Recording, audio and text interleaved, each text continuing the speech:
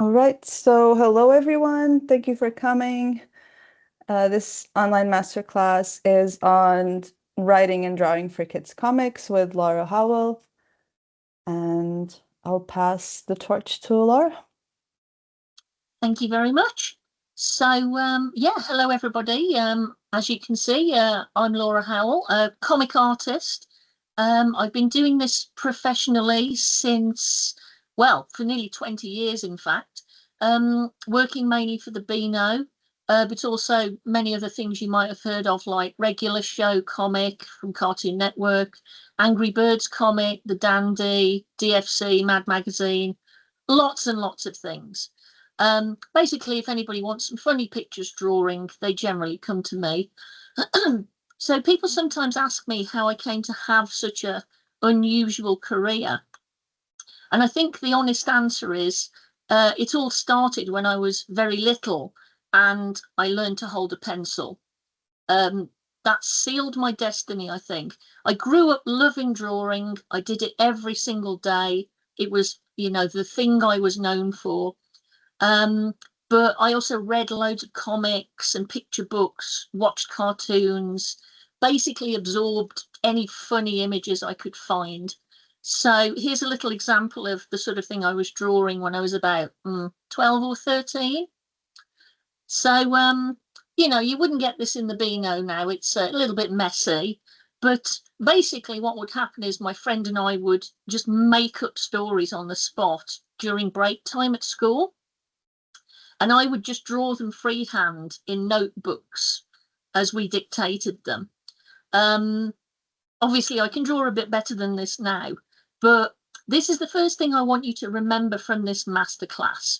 You will improve over time the more you practice. I promise this is true. I mean, I hope you're already making art that you like right now, but if by any chance you're not, please don't give up.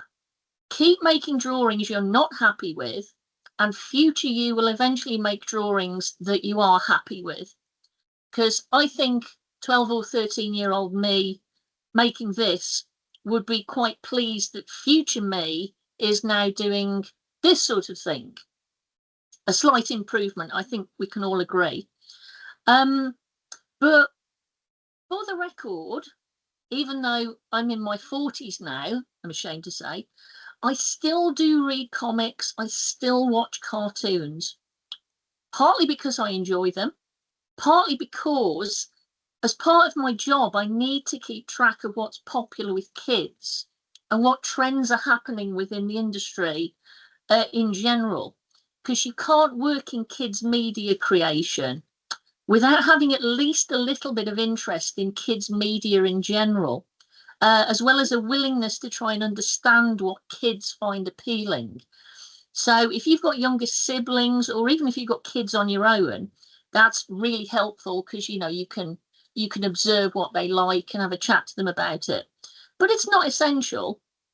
I think basically what I'm saying is, do not let anyone shame you for being a grown adult who does things like watching episodes of Bluey, because seriously, you can learn an awful lot about writing and characterization from that show. I'm not kidding, it's great.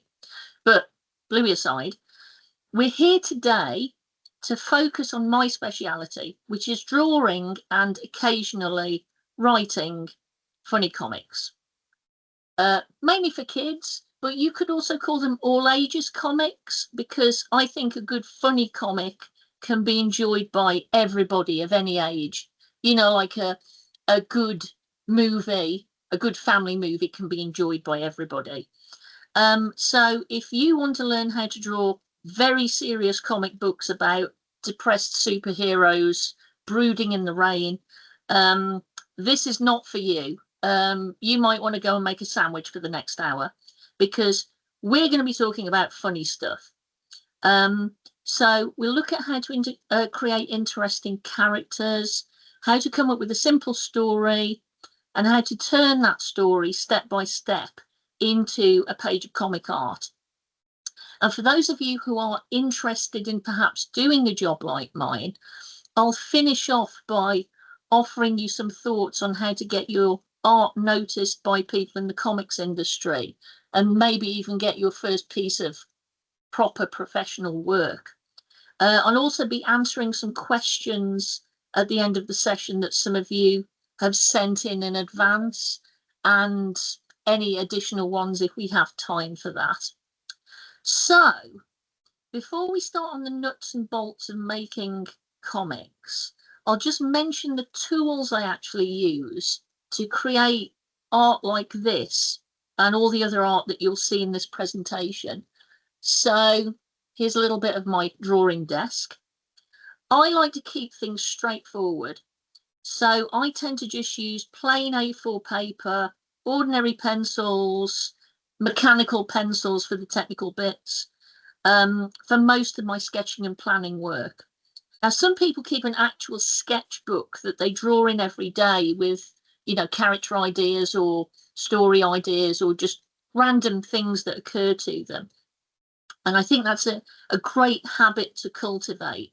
And I really recommend you doing that, just getting a cheap sketch pad that you can grab when you feel inspiration. You can see there are some pens. So for inking, which I'm sure you know is going over the pencil lines to make them darker and easier to print, I use art pens like these, and technical pencils, again, for the more precise bits. That weird blob on the right there is a putty rubber. Highly recommend getting hold of one of those, because they allow you to rub out without creating those annoying little rubber crumbs that get everywhere. You can buy those from art shops. And that very mucky ruler on the right there is a rolling ruler, which you use for making parallel lines. Again, very, very handy. You can grab them from art shops. Although some artists don't use stuff like this at all. Some artists do everything completely digitally, using an iPad or Photoshop or a program like that. I use Photoshop for colouring, but I do everything else analog. As I say, some artists do everything digitally. There's no right or wrong. You use whatever techniques and tools suit you best personally. So if you're quite early on in your drawing journey, I would recommend you experimenting with different tools, digital and kind of handheld tools, to see what feels comfortable and right for you. So with that being said, grab your pencil and paper or your device and let's get going. So, making a comic. Well, there's two ways that generally you will start off with a comic strip. You'll either start with an idea for a character and kind of decide what kind of story that sort of character would be in, or you might have a story idea, and that story format will suggest character types to you. Again, no real right or wrong way to do it. I personally prefer to start with a character. So that's how I'm going to be discussing it today. So how do we go about creating a character? Well, actually, for me, I don't often have to, because for the Beano at least, most of the Beano's characters are already well established and very well known.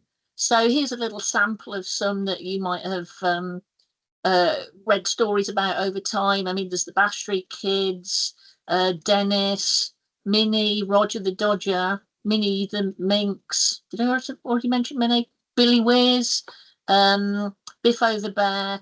You know, the Beano's been around for 87 years now. So it's accumulated a lot of iconic characters over time. So when I started drawing Minnie, I didn't really have any work to do in terms of character design. Everybody knows her personality. You know, she's naughty. Everybody knows what her outfit looks like. She wears a beret, she's got the little ribbon, she's got red hair, she's got the stripy jumper. My only challenge is to, keep her looking in her iconic way, but also bring my style to the table. So as an aside, very occasionally the Beano tries to change the look of their characters. So, for example, in the 90s, they sort of pranked the readers by saying, we're not going to have Dennis in his stripy jumper anymore. He's going to wear a tracksuit from now on, which is very typical 90s clothes, but the readers did not want this. So, of course, Dennis never started wearing a tracksuit. And Roger will never stop wearing his checkered jumper, although he did used to have a tie with it. He's lost his tie over time. So, yeah, you want a character that you're creating to have a memorable look and a memorable personality, ideally. So in around, I think it was 2011, I was given an assignment by the Beano to design a pair of new characters called Mibo and Zuki. Now, all I was told about these two characters was one's a cat, one's a dog, they hate each other. So where do we start from there? Obviously, there's loads of different ways to draw a cartoon cat. I mean, think of Sylvester, Garfield, Top Cat, Tom from Tom and Jerry, all those sorts of things. And a cartoon dog, again, there's loads of them. I can't think of any off the top of my hand. What's some good cartoon dogs? Butch the Bulldog from Tom and Jerry. Santa's Little Helper from The Simpsons. All look completely different, all cats and dogs. So where do we start? So, as we do most things, we start with sketching. So I just came up with a load of sketches of different ways you could draw a cartoon cat and dog. So you can see the one in the top left there is a very kind of 1920s looking rubber hose limbs sort of cat. Didn't go with that, didn't like it. The dog next to him is kind of a pointy-eared sheepdog looking thing. Wasn't really happy with that. And then we can see different kind of ear shapes emerging, different body shapes emerging, different attitudes, different fur. There's a random sheep in there. I can't explain the sheep. I've no idea. He's not part of the strip. I think I was bored at that moment. But basically, don't be afraid to experiment, because a big mistake that a lot of artists make early on is thinking they'll get something right on their very first drawing. This almost never happens when you're designing a character. And quite frankly, if it does, it's kind of a shame, because experimenting is actually really fun. It's really interesting to see what comes out of doodles like this. So it doesn't matter if it takes you 10 or 20 goes before you think to yourself, oh, yeah, this is the way this character should look. It's all part of the process. So companies like, Disney and Pixar, when you watch their movies on the screen, those characters that you see, like Sully and Boo and Carl from Up, they're very iconic looking characters, but there will be dozens, if not hundreds, of concept sketches of how that character should look, some of which will be completely different from what you see on the screen, but it is all part of the process of making that character. And I really do encourage you to make multiple drawings of something, because again, if you don't like the first drawing, do a second drawing. If you don't like the second drawing, do a third drawing. If there's something in the third drawing that you like, but something you don't like, take the thing you like into the fourth drawing. And then take the thing from the fourth drawing you like into the fifth drawing. And eventually you will get a drawing that you say, yes, this is the one. This is what I'm going to end with. So here's my end point for Meebo and Zuki. This is a extract from one of their comic strips. You can see I designed the title panel for them there that made it look like, you know, they're in a TV show, because this whole thing has a very kind of Tom and Jerry cartoon violence, silly things happening sort of vibe. So I wanted up front for the reader to understand that. So my final decision with the character designs was that since they're enemies, they should be as different from each other as possible. So they're opposites in every way. So Amiibo is tall and skinny. He's got a kind of snooty attitude. He thinks he's better than everybody in the way that cats often do. And he wears a bow tie to show that he's quite superior. And Zuki, on the other hand, he's kind of short, he's tubby, he's quite rough around the edges, shall we say. He might have his tongue hanging out, he might be scratching himself, he might be drooling or picking his nose. He's not a classy guy. So they're very opposite in kind of looks and personality. And if you know your colour theory, this is getting a bit more advanced, you'll know that blue and orange are opposites on the colour wheel. So Zuki is blue, Meebo is orange. And also, I knew from the start that people would be asking, which one's Meebo and which one's Zuki? So I gave Zuki a little dog tag on his collar with a Z on it. So you would always know that he's Zuki and therefore the cat is Meebo. So, yeah, this is a thing worth bearing in mind about characters. Make their design communicate what you want the reader to understand about them. So make sure your design reflects their personality and their behavior in some way. So that's Meebo and Zuki. But as I say, the Beano told me what the prompt was for them, a cat and a dog who hate each other. But we're looking at a situation today where nobody has prompted you what the character needs to be. You can do anything. It's a brand new character. Now, this is very exciting, but I find it a little daunting as well sometimes, because the endless possibilities, for me, sometimes actually make my mind go blank. So I thought, okay, what can I do to help myself out in this situation? So what I did was create some inspiration cards. So the idea of these is you randomly pick one card from each colour group, and then combining them together makes a good suggestion for a new character. Well, sometimes it's a good suggestion, sometimes it's a bad suggestion, and sometimes it's just a weird suggestion, but it's a suggestion nonetheless. So if you need a little inspiration, I highly recommend doing something like this for yourself, making some prompt cards with character or emotion types on, and just randomly combining them to see what comes out, and then try drawing that character. So, for instance, here's a few that I randomly put together. So these are all characters I've definitely never drawn before.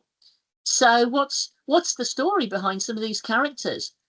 Why is the snowman furious? Why is he fighting crime?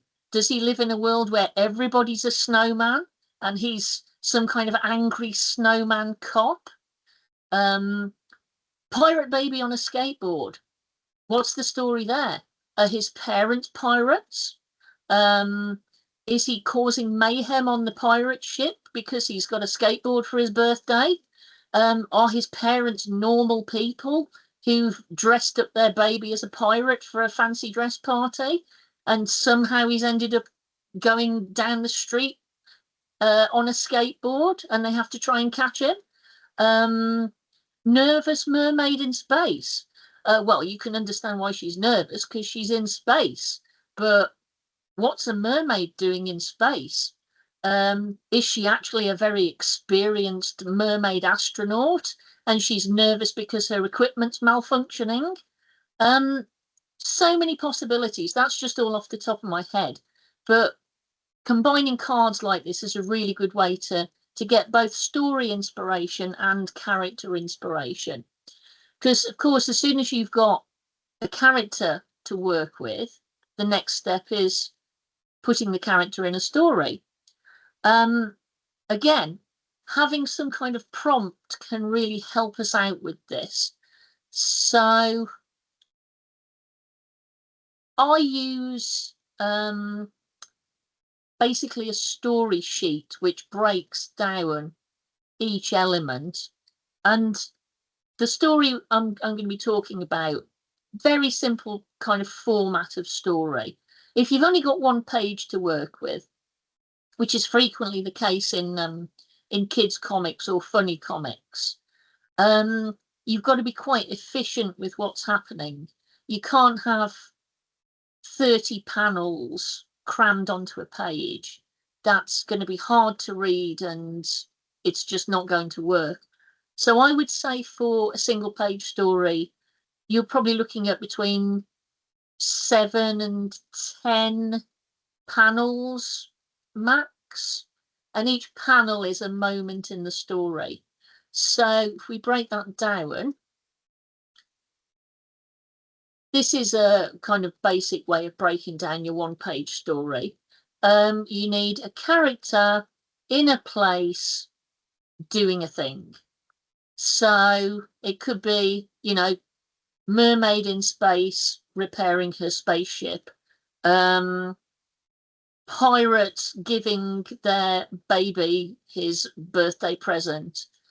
And then you can't just have the same thing happening throughout the entire strip. So ideally you want something unexpected or troublesome to happen, that the character's got to deal with.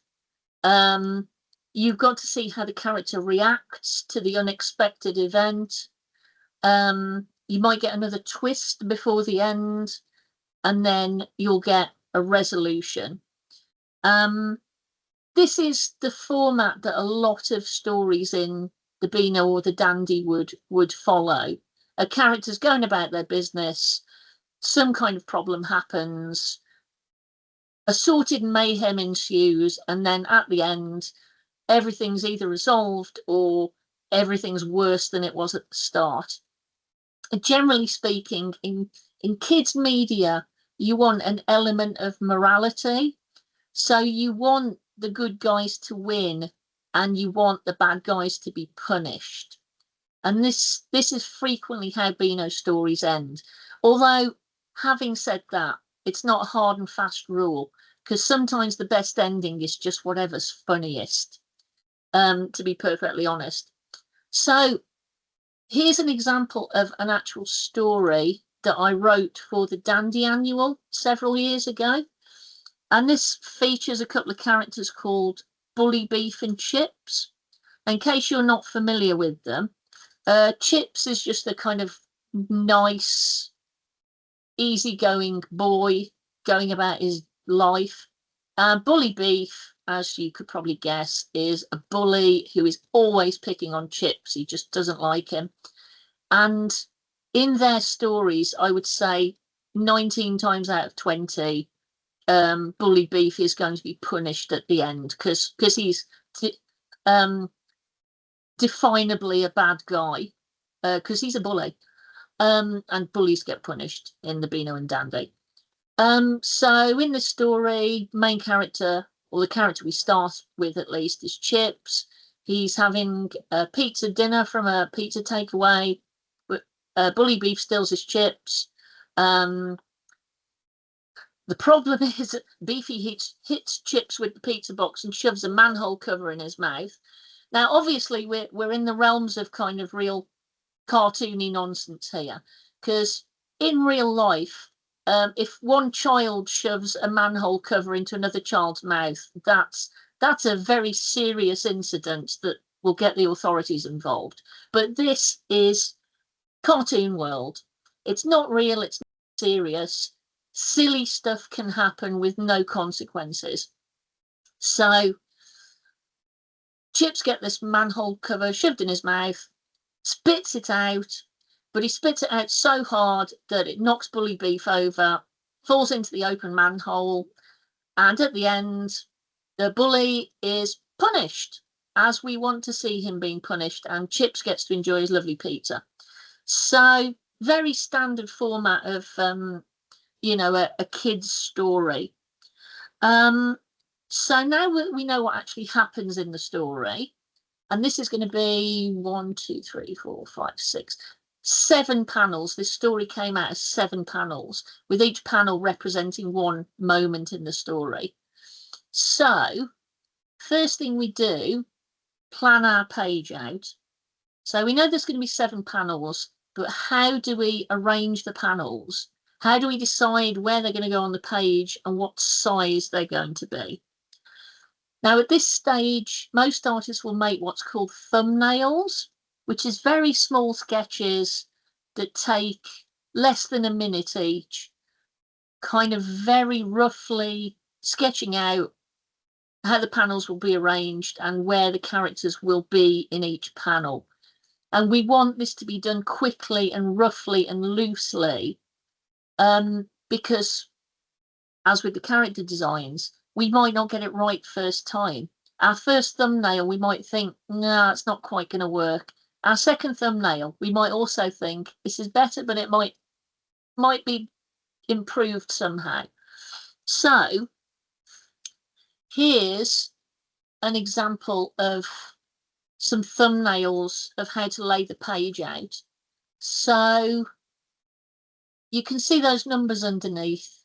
That refers to the number of panels on each tier. So when we say tier, we mean the number of rows of panels there are here. So on the first version, there are 2 panels at the top, 3 in the middle, 2 at the bottom. That's a pretty good layout. That probably would work. The second one has got 4 tiers, 1 big panel at the start, 2, 2, and 2. Again, not bad. Third one is 4 tiers again, 2, 2, 2, big one at the bottom. That's quite a good one for if you've got a dramatic ending. The one I actually chose to use at the end is a little bit controversial because it does break a rule of comics, but I'll come back to that in a moment. So your layout should always serve the purposes of the story. So I chose that one because we want a reasonable sized panel at the start to show where Chips is and what he's doing. You know, he's just picked up his pizza from the takeaway. He's walking away with it. He's very happy. That lets the reader immediately know who the character is, where they are, what they're doing. So you generally want the first panel to have a decent size. Second panel as well should be quite big because it's where Beefy appears and steals the pizza. So that's quite a dramatic moment. And then we've got a bit of plot in the next 2 panels. And then we've got the controversial bit, because you're not supposed to stack panels on top of each other the way that I have done on the 3rd tier there. I'm breaking the rules, because with that, how's the reader going to know whether they go down from panel 5 or across from panel 5? I'll show you what I mean. On a normal reading order, we go left to right, down, left to right, down, left to right. That's the way the eye wants to move across the page, always. But on the panel layout I chose, we go left, right, down, down, right. So the main reason I chose that layout was because I wanted a nice big tall panel at the end for when Beefy bursts up out of the manhole cover. And none of the others offered that kind of tall final panel, so I decided to go with it, but I had to find ways to compensate for the potential reading order problem. So that's another thing worth bearing in mind. You can break the rules as long as you understand what the rules are doing and what you need to do to compensate for that.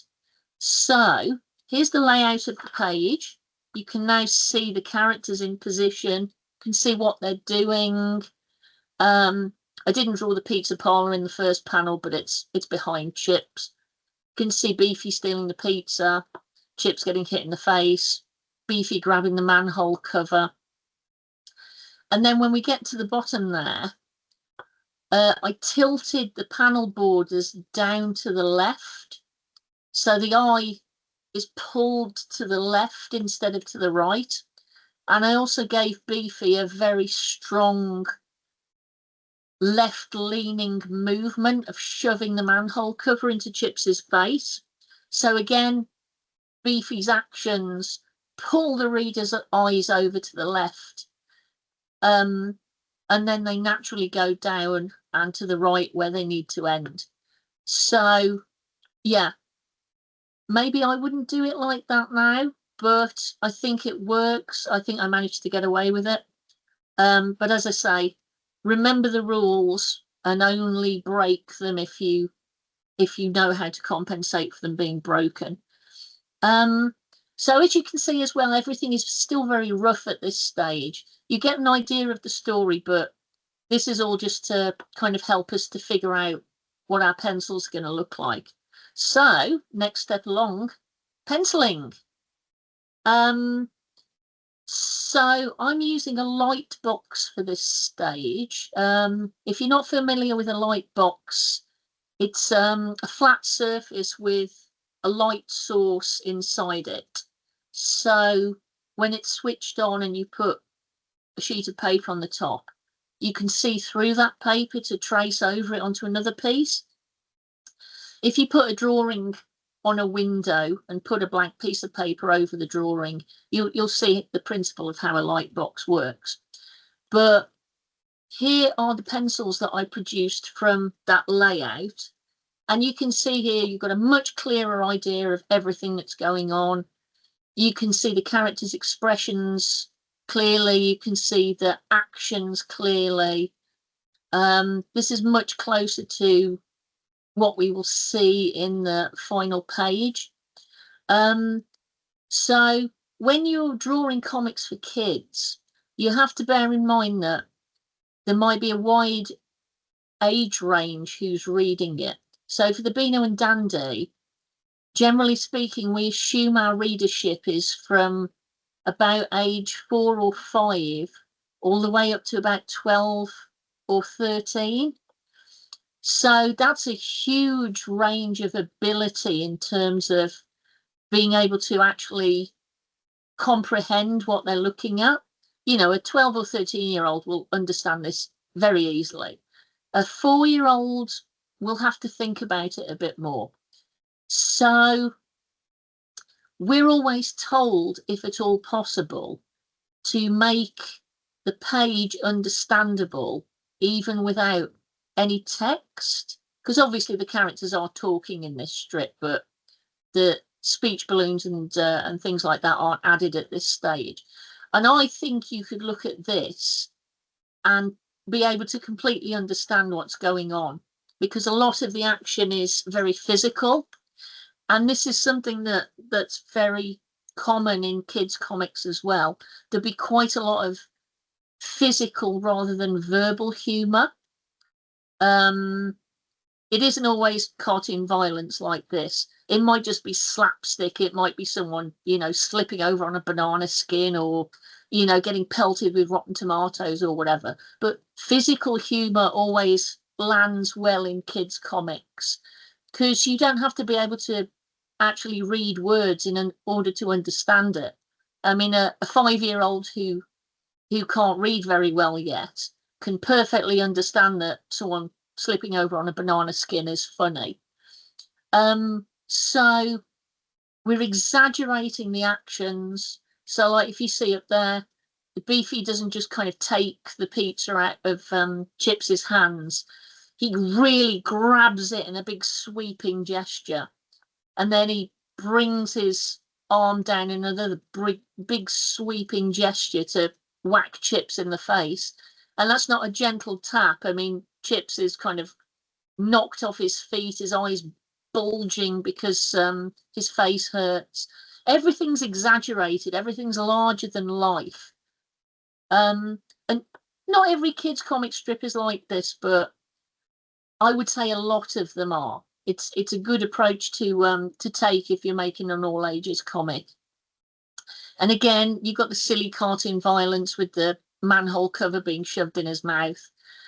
He spits it out with such force that his mouth becomes long and huge. Again, the exaggeration. And at the end, you know, the protagonist is happy, the bully is suffering, he's being chewed on by sewer rats, he's covered in sewer water. It feels like a satisfying ending. So we'll figure everything like this out at the pencil stage. And next along, of course, comes the inking. So again, we're turning to the light box, or rather I'm turning to the light box, tracing over the pencils onto,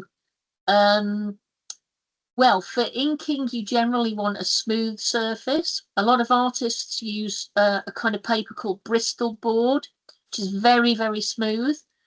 I like it, but it's actually quite expensive. So if you do a lot of drawing the way I do, it can be a bit pricey to do everything with Bristol board. So I use a thing called marker paper, which is designed for people who use things like marker pens, like Copic pens. And again, it's got a nice smooth surface, but it's a thinner paper. It's also very good for using on the light box because the light comes through it very well. So we're inking our page. Here's what the inks look like. I personally like to ink with a very kind of clean graphic line, because as I've said, I'm very influenced by cartoons, TV cartoons, and I think that helps to give it a kind of TV cartoon look, because you would expect the characters to have those kind of strong, clean outlines. But this is by no means the only way to ink. Again, different artists do it in different ways. If you're familiar with someone like, say, Gary Northfield, who works for the Phoenix, he does things like The Lovely Pirates and Gary's Garden.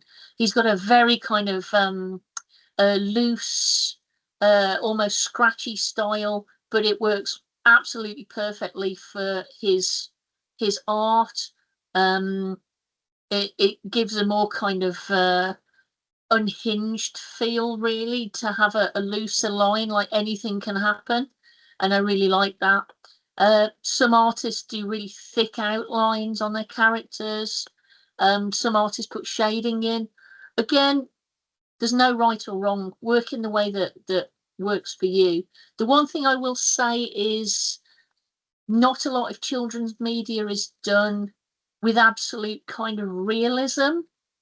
So it's rare to find a kid's comic that's drawn to look realistic the way that a lot of, say, superhero comics are. You generally tend to pull towards this kind of stylization and kind of, well, cartoonishness, for want of a better word. But again, you know, I'm sure there are exceptions to that out there. There's an awful lot of kids' comics. And yeah, I'm going to reiterate what I said before. Go and check them out, especially European ones or Japanese ones, if you can get hold of some of those, because manga's got a lot of variety to it for kids' comics. There's a lot of good French kids' comics, many of them available in translation if you seek them out. So I really recommend that for broadening your scope. And in terms of technique, this was done with art pens, but again, a lot of artists do their inking exclusively online, not online, sorry, yeah, on a digital program like Photoshop. Clip Studio Paint, Procreate, etc. Again, work with what works for you. Try different things out. So yeah, inks. And what do we go to after inks? It is, of course, colours. And as I say, I colour on Photoshop. In the olden days, artists would have to literally paint their entire comic page with actual paints and paintbrushes, package it up and post it to their publisher, which is absolutely insane to me because I would be so nervous about it getting lost in the post. So I'm very glad that we can just colour it digitally and then email it to the publisher. That's much more stress-free, I think. So here it is with the colours. I will say that generally colouring comics pages for kids, you do tend to pull to the side of primary colours, bold colours, bright colours. In fact, in the Beano, we have guidelines for colouring. So every character has their own set of Pantone values. If you're not familiar with Pantone numbers, it's basically a code that will generate a particular colour. And no matter what colouring program you're using, whether it's Photoshop or whatever, that Pantone code will always give exactly the same colour. So that helps the character stay consistent from colorist to colorist. So we've got instructions for those. Excuse me. We're also guided to make Beano Town, where the characters live, look bright and cheerful, because we want Beano Town to look like a fun place, because it's full of these fun characters. But obviously, you can use colour for storytelling purposes as well. So if, for example, the evil mayor of Beano Town has done something terrible, as he often does, which makes the residents sad, you can make the sky grey instead of blue and colour the buildings in muted colours instead of bright colours, and even add things in the drawing like make the brickwork look more worn out and add broken windows and anything that brings the mood down. But colour can be very handy for something like that as well. So when you've done your colouring, you've been looking at this caption for a while now, of course you have to add your words, and I didn't put the dialogue into the story page that you saw, but the characters were talking in that. And one of the things you will do at the layout stage is make sure that you have left room for speech balloons to be added in. Just a little bit of advice about speech balloons and thought bubbles, in fact. Just clearing a couple of mistakes that I often see people making. Speech balloons never come out of the character's mouth directly.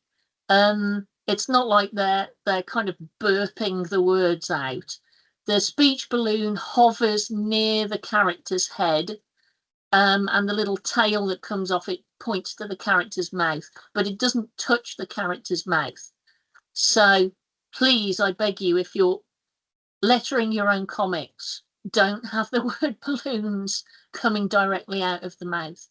Thought bubbles, we don't actually use them very much in the Beano these days. We tend to stick to speech balloons, but if you need to use a thought bubble to show character thinking about something, you can use words in the thought bubble, or you can use pictures as well. So in this little example with this cat here, his words say he's hungry, And then the thought bubble gives us the extra information about what he's actually hungry for. So they can be used that way as well to let the reader know a bit of extra information. And also you can use the size of the text and the shape of the balloon to reflect the way the character is talking. So the smaller the text, the quieter it sounds. Well, sounds, you obviously can't hear it, but in your head, you understand it's quiet. The bigger the words get, the louder it seems. And then a jaggedy balloon, you immediately know the character is kind of worked up if you see a balloon like that. And you can do other things as well, like a character is confused, the letters might go all wobbly, the balloon might go all wavy.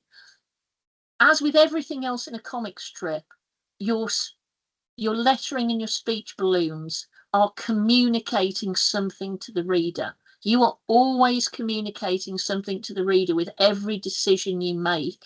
So don't forget that. You're always telling them something. I don't have an example of that Bully Beef strip lettered, but I do have a different. Basically, always make sure you leave room for the speech balloons, and also always place them in the correct reading order. So if you've got 3 characters in a panel who are all talking to each other, remember the principle of what I said with the layout. I always goes left to right and down, and this is true for speech balloons as well. So the first speech balloon you will read in a panel is always going to be the one that's nearest to the top left, and the last balloon you read in a panel is always going to be the one that's nearest to the bottom right. So if you have 2 characters and one is saying hello, like this little cat, and there's another character in the panel saying hello to you too, the first character, his balloon must always be on the left, and the second character's balloon must always be to the right of that. So keep an eye on your speech balloon placement when you're putting together a comics page. So we can also obviously use sound effects to help emphasize the action. We use these liberally in the Beano, of course. Splat for a tomato hitting a policeman's head, for example, or crash for someone throwing a stone through a greenhouse window. Again, you're always communicating with the reader. You can use different fonts and different arrangements of the letters to try and express the sound. These are just kind of random examples from different comic strips, but there are websites online, places like DaFont and I'll provide a list after the masterclass. But there's plenty of websites where you can download free fonts for comics for both sound effects and lettering balloons. Because I beg you, please do not use Comic Sans to letter your comics. Despite the name, it does not work well in comics. So you can do better than Comic Sans, I promise you. So yeah, that's our last stage of actually putting a page together. I'll just do a very short note about what to do if you're doing a longer story. It's the same principle. So if you've got a 1-page story, beginning, middle, end, some problems and solutions in between, that's the basic format. So if you've got, I don't know, 5 pages to work with, that might roughly break down to half of the first page is introducing the character and the location and the problem. Then you've got a few more pages to kind of play through the problem, maybe introduce more characters and more problems. And then you're probably going to be wrapping everything up on the last page. So it's the same principle of start bit, middle bit, end bit, but more spread out. And you can thumbnail it out, of course, to break down what's going to be on each of the pages in your longer story.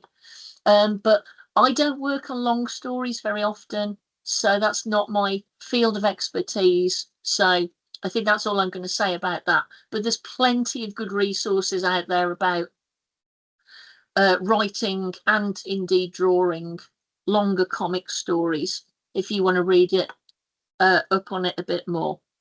So now that you've got all your knowledge of how to make comics, what do you do with it?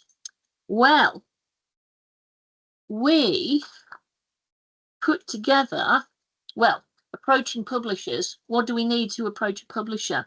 Ideally, we need a portfolio. Now, I'm sure you're aware of how a portfolio works.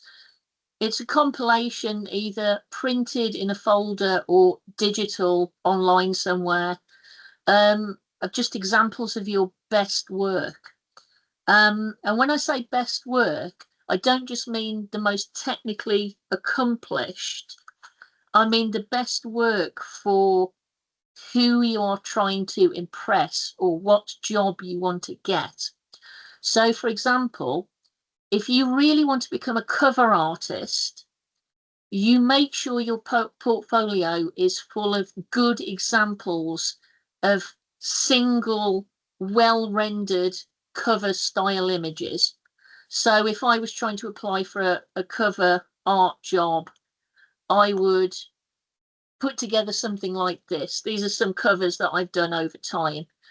They show whoever I'm trying to get hired by that I know how to design a cover that's eye-catching, and colour it. It just demonstrates what they need to know. But on the other hand, if you don't really want to be a cover artist, if you want to be an actual comic artist, you have to make sure your portfolio contains actual sequential comics pages, because you want to be able to prove that you can tell a story clearly, with good acting, good character designs, good facial expressions, and if you're applying to a humour comic, the ability to make it all funny. So this might be an entry that I put into a portfolio that was based around being a comic artist rather than a cover artist. So basically, it's not one size fits all. Make sure the art that you have reflects what you're trying to do with it. Because some people just stick a assortment of things in a portfolio, especially single images. They'll put pages and pages of character designs into a portfolio and then try and use that to get comics work. But unless the characters are in a comic strip, it doesn't tell the editor that you're capable of putting a comic strip together. So demonstrate the skill that you want to use in the job you're applying for.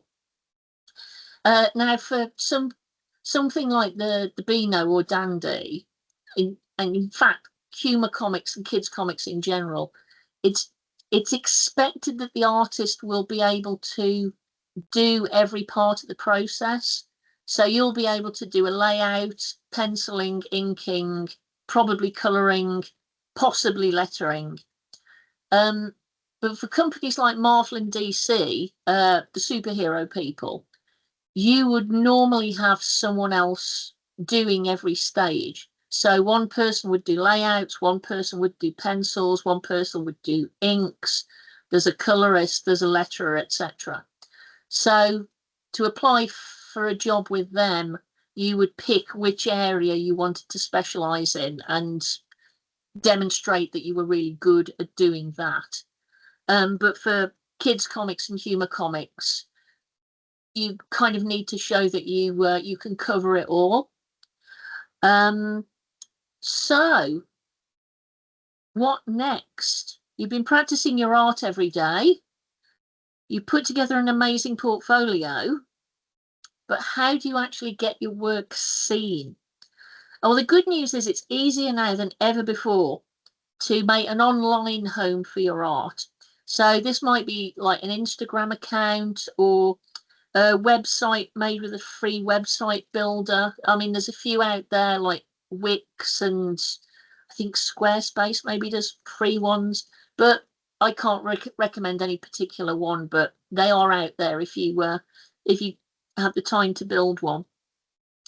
And if there's any happening near to you, going to a comics convention could be really useful, because that'll give you a sense of what's happening in the industry right now. You'll get a chance to chat to fellow artists, maybe even meet some editors. Some conventions actually have dedicated portfolio review sessions that you can sign up to, where editors and artists will give you feedback on your work.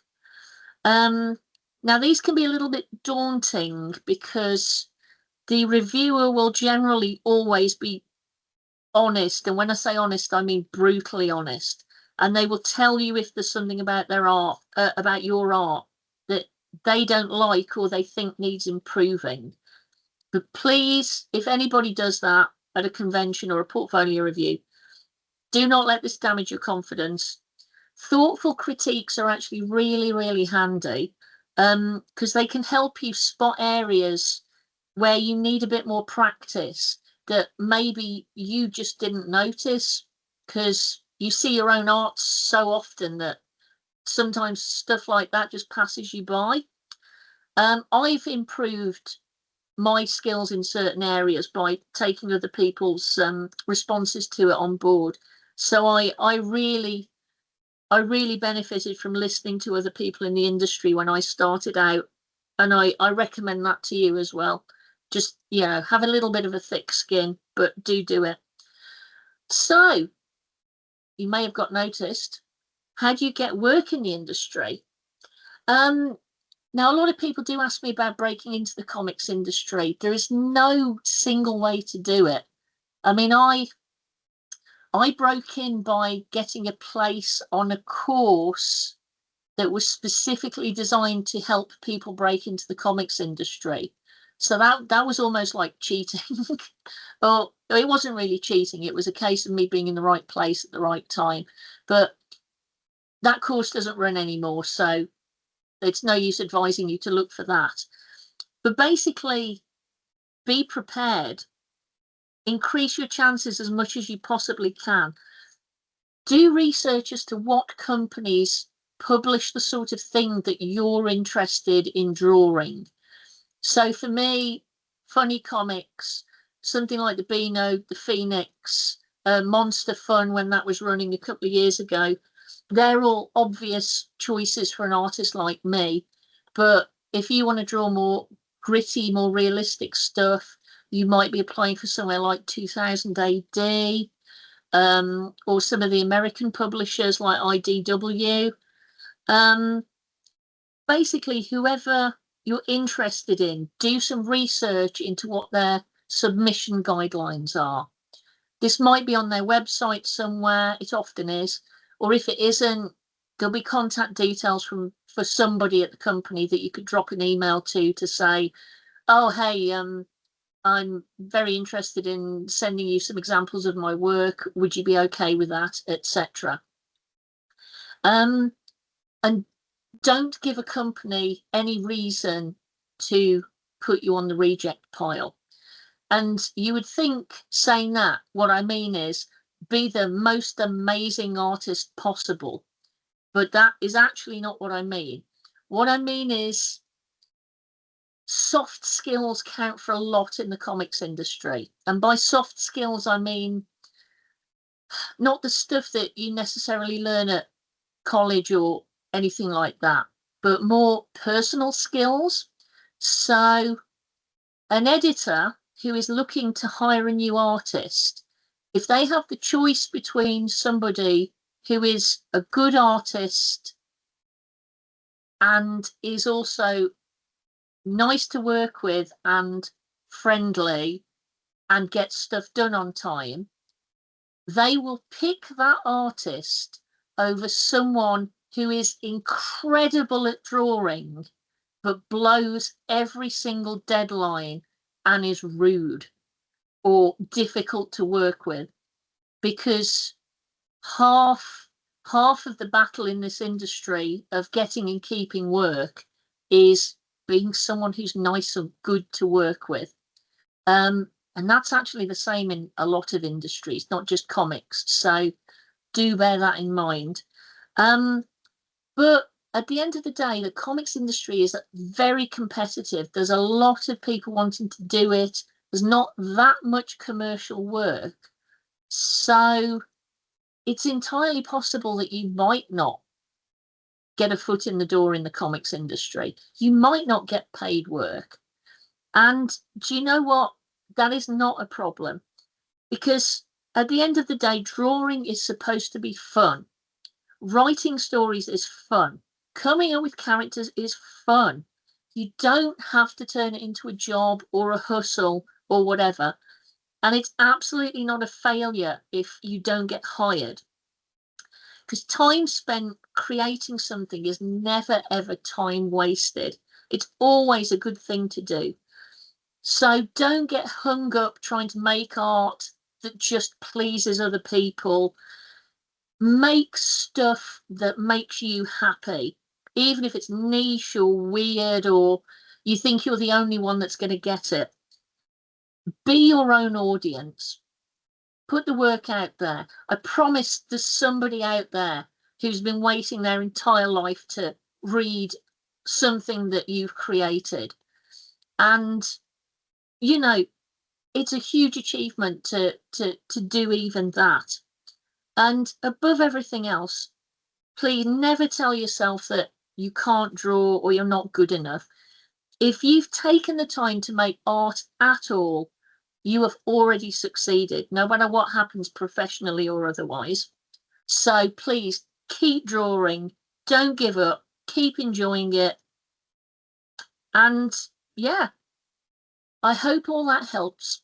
Thank you very much. Thank you, Laura. That was great. And I do have these questions, of course, as well. Yeah, do you want to go through them? Yes. So, in addition to the masterclass there, of course, I had these questions. I don't think I'll be able to go through all of them, but I'll go through the ones that I can. So, question number 1, is there a method to a certain age bracket? For example, a certain type of humour? So for that one, I would go back to the point I made about physical humour being better for kind of younger readers. I mean, everybody can appreciate it, but if we start from a position that maybe a young reader might not be that proficient with reading, the more visual you can make a story, the better, really. And then you can get more sophisticated and wordy as you go up through the age brackets. So that would be my instinct with that. I mean, obviously you can start sneaking in a few jokes that work on more than one level as you get older as well. But you don't have to do that. But you know when you read a comic or you watch a movie or a pantomime, you'll hear a certain joke and you'll think, the little kids aren't going to get that, but I get it. It makes kids feel very clever and included if they spot a sophisticated joke. So question 2, how do you decide your age range before you start the project or after you've finished it? Now, full disclosure, that would be more of a question for a writer, really, because I don't actually do that much writing. For the Beano, I'm given the scripts by the Beano office. And obviously the Beano has a defined age range, as I mentioned, which is kind of 4 to 12-ish, very broadly.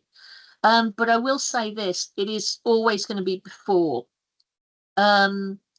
Because the target age range is going to really impact every decision you make, both art wise and dialogue and writing wise.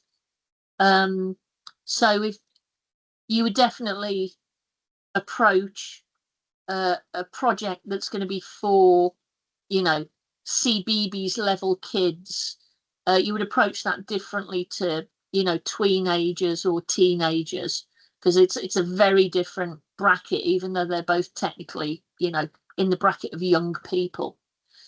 So yeah, always before. Question 3, have you done any adult, as in grown-up comics?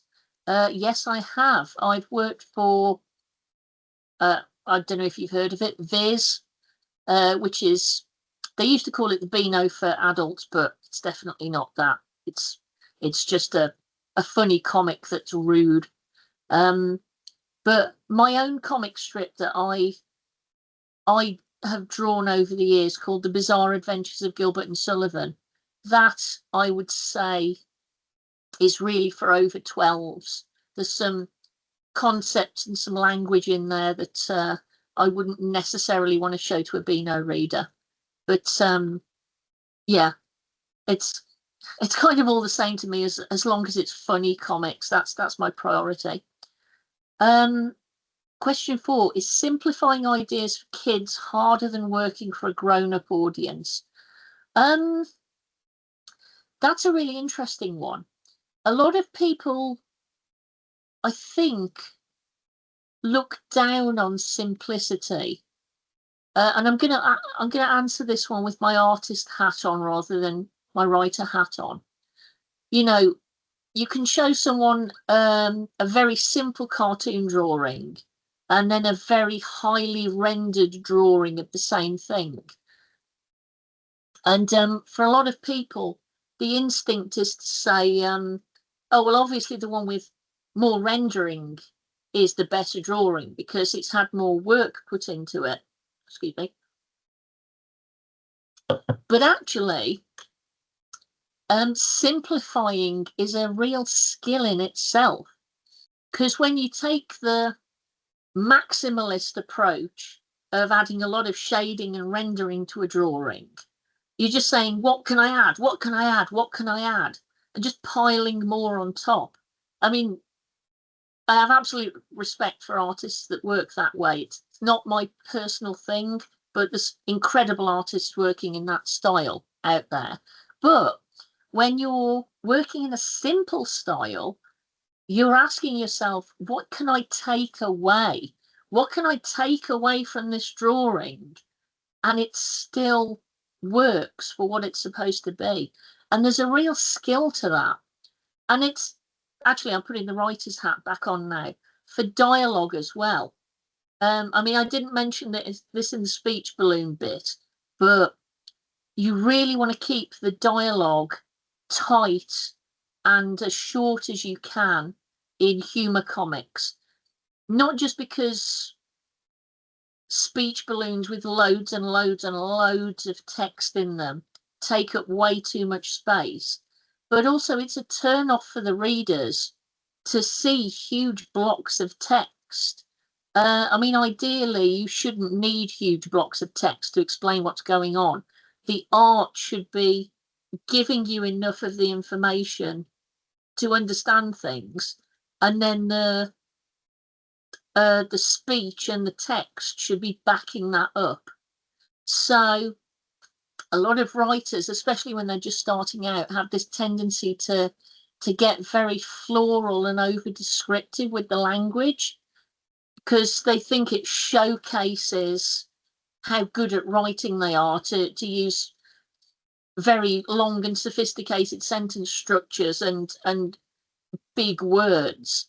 But actually, using language in its most efficient way possible is a real kind of skill, and it's very important in comics, that efficiency, that kind of getting to the point.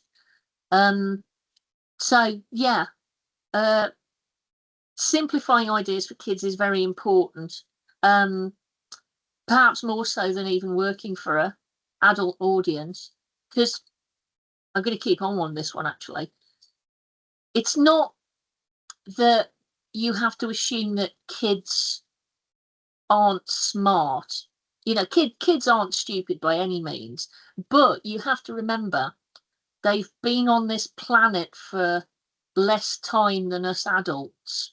They haven't had the opportunities to encounter as much stuff as we have. So we can't assume they're going to understand or get every reference that we throw at them. So we'll keep things easy for them so they're not constantly confused by things they might not have encountered before that an adult audience wouldn't have a problem with, if you see what I mean. So next question. Oh, this is a very specific one. Do you have any advice on how to approach scenes that include monster slaying to keep them appropriate for kids? I mean, this loops back quite nicely to Meebo and Zuki and the whole cartoon violence thing, because we had some crazy stuff going on in Meebo and Zuki. They would behead each other, they would pull each other's spines out of their mouths, they would drop each other in acid baths, they would put each other in giant blenders and liquidize each other. I mean, it was stuff that would be absolutely horrific if you saw it in real life. But obviously you've got to make it kind of fun and not traumatizing for kids, which I assume is what you mean when you refer to the monster slaying. So the first and foremost rule we had with Meebo and Zuki was do not show actual blood. They never bleed. Even if one of them chops the other in half with a giant cleaver, all you'll see is like something that looks like bacon in the middle, or a pork chop. You'll never see any actual blood coming out, because for some reason showing actual red blood makes it too real. So never have any blood. If you need some kind of bleeding effect, since a monster is a kind of fantasy concept, you can make it fantasy blood, make it, you know, glittery purple goo or something like that. Or depending on the story, just yeah, just go down the humor route like we did. Just, you know, for example, if one character chopped off the other's head, the chopped off head would still be complaining about how its neck hurt. And you know, bring humor to the violence, if that makes sense. Next question. Were you given any constraints for your Beano characters, like keeping the original personality the same and the same age forever? Again, that's really more of a kind of not just the writer's concern, but also the higher ups in the Beano office, like the Beano editor, because they're the ones that ultimately make the decisions about how the characters are going to be presented by us, the artists. But Beano characters are a very specific example because so many of them have been around for such a long time. So Dennis the Menace, for example, and the Bash Street Kids, and in fact Minnie, I think, they all date back to the 1950s. So they're in their 70s at this point. Nearly everybody who's grown up in Britain who read comics at some point in their lives have encountered these characters. They know how they behave, they know how they look, they know what to expect. So the Beano is always walking this kind of tightrope between honouring the characters' legacies and also keeping them fresh for new new audiences. But the core of the characters will never change. Dennis will always be a menace.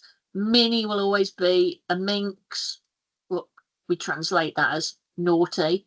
Billy Whiz will always be super fast. Roger the Dodger will always be very lazy and always trying to avoid having to do anything ever. So even though the looks of the characters might evolve over time, they're never changing at their core. they'll always be who you expect them to be. So that's a really great question. Thank you.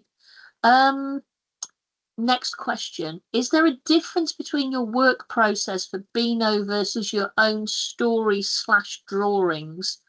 Not hugely.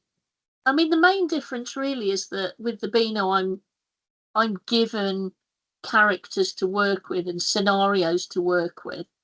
But for my own stuff, obviously I have that freedom to make up what characters and what stories I want, which, to be absolutely honest, is something I don't do very often. But I'm going to go back to an example that I gave a few minutes ago of the Bizarre Adventures of Gilbert and Sullivan.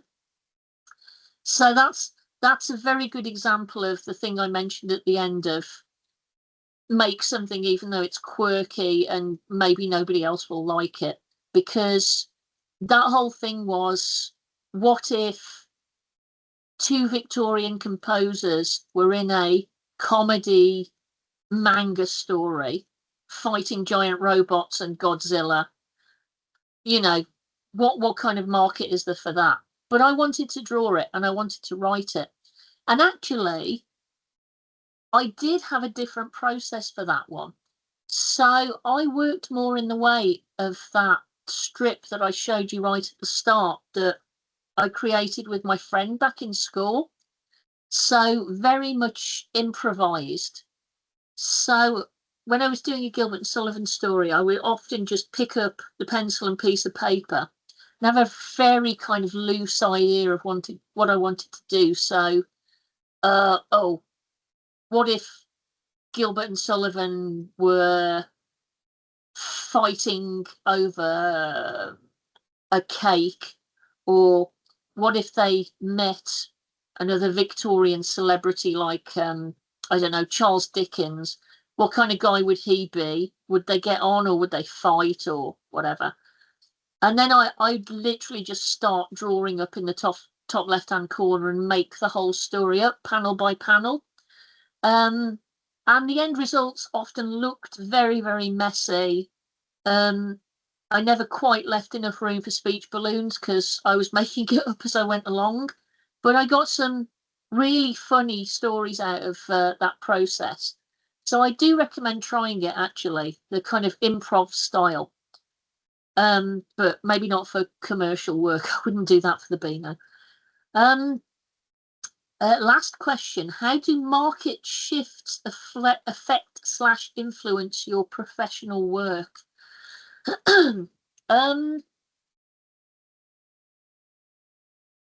Again, this partially comes down to decisions made in the Beano office rather than decisions that I make. I mean, the Beano has a dedicated team of people to keep an eye on trends, both in publishing and in children's media in general. They talk directly to children. They use focus groups to figure out what's on kids' minds, what they're into, what they're not into. They might even watch the kind of broader landscape of events to see what might be good content. So, for example, if it's a World Cup year coming up, they might know to schedule football stories. If there's a really big film release coming in the summer, they might plan to have a story that's a parody of that film, for instance. And as I say, I keep an eye on it myself, partly because it just interests me and partly because it's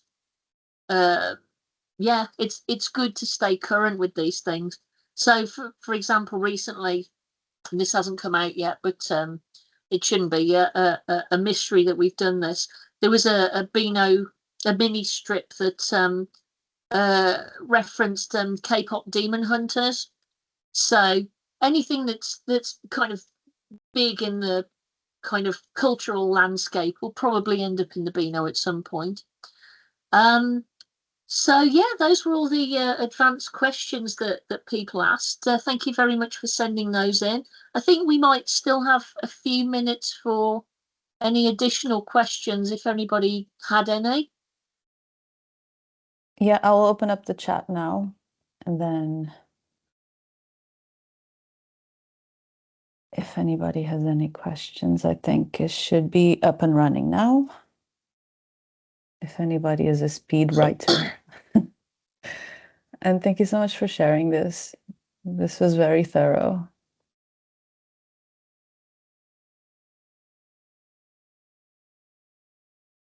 Oh, there's cool. Everybody's in a daze. Too much comic information in one chunk. There's a comment saying no question, but wanted to say a huge thank you for being so honest, organized, and inspirational. And that comes from Cody. Oh, thank you, Cody. So yeah, I think this was it was so thorough and so well explained. It's hard to have doubts after it. And Emily says, thanks for sharing so much. You're very welcome. I'm sure if anybody thinks of anything subsequently, you could pass it on to me. We can find a way to get it answered somehow. Ruby asks, well, first they say, it's so cool, thank you. And then asks, who is your fave Beano character? I mean, the obvious answer has got to be Minnie, because back when I was reading the Beano when I was a child, there were actually hardly any girl characters in the Beano. So, you know, being a little girl, I think I naturally gravitated towards the female characters as favourites. So it's a real honour to be drawing the Beano's most famous girl now. Yeah, and Sarah also comments, thank you for coming along to answer all of these questions. It was informative and gave me a better perspective. So on that note, thank you so much from everyone. This was really great, Laura. Thank you. My pleasure. And bye, everyone. Bye all.